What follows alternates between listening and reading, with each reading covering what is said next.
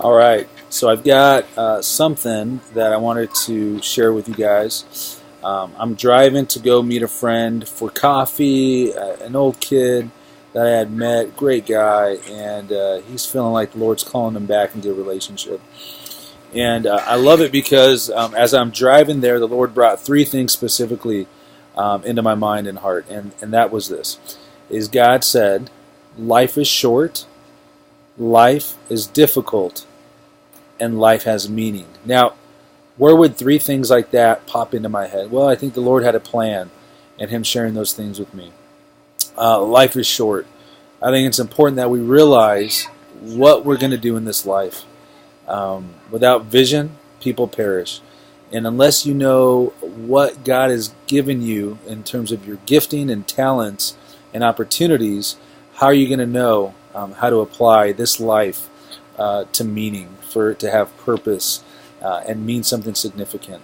Life is difficult, let's be honest. How many of us go through trials and tribulation and go through death and the loss of loved ones? And life is difficult. And that's why I think it's important to have brothers along the journey. And we're not just talking about Facebook friends. We're talking about people who know your family, know your kids, who come over for barbecues and a beer, guys you go to the Dodger game with, guys you go camping with. If you don't have those, my recommendation is that you be the one to set that up. You be the one to start those things in your life and in the lives of others.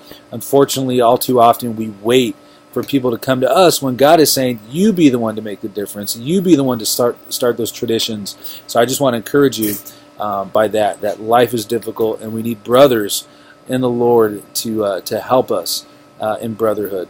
And the last one is life matters. Don't think for 1 second that your life here has no significance.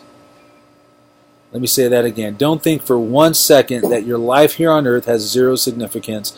It was N.T. Wright who said that life here on earth actually has way more of an impact in the afterlife than it does here.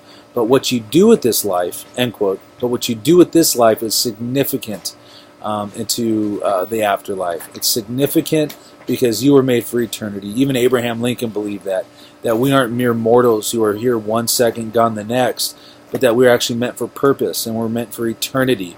We're made in God's image, and last time I checked, God is not dead, but He's fully alive and aware.